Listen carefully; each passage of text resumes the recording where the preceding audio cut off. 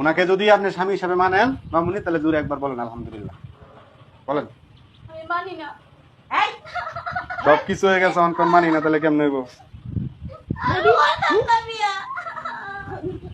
মারেন না, আর মারেন না। মেয়ের একে তো জোর করে বিয়ে দিতেছেন, বুড়া বুড়া লগে আবার মারতেছেন।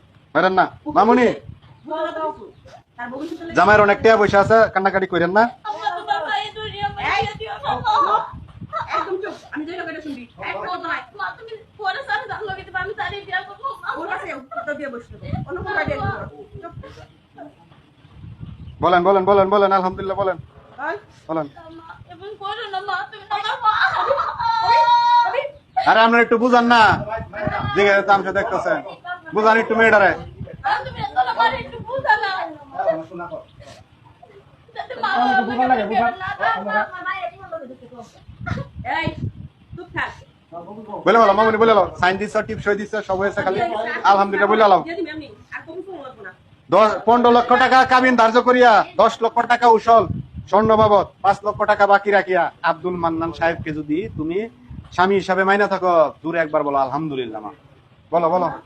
হ্যাঁ ক আমাকে বেলা শেষ, আমরা যাবো। আমরা এগুলো কান্নাকাটি দেখতে আসিনি।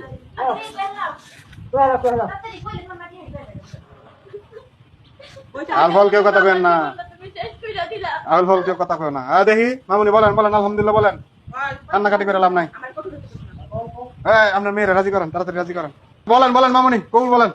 দেরি করেন না গো, নামাজের টাইম হয়েছে, যাইতে হবে আমার। এই যে তাড়াতাড়ি বল, কালি সব কতক্ষণ বসে থাকবো? মা বিয়েটা বাদ দিও না মা। সব পড়ানি শেষ, তোর কবুল করবো না, আমি এমনি তোরে দিয়ে দিব উড়াইয়া। কবুল আমার লাগবো না, এমনি দিয়ে দিব, লাগবো না আমার। আরে কবুল শোনা লাগবে, একবার বলেন। হ্যাঁ? বলেন বলেন বলেন একবার বলেন আলহামদুলিল্লাহ। এই কবুল কর। বলতেছি মা, বলতেছি আর এমন মা। করো না।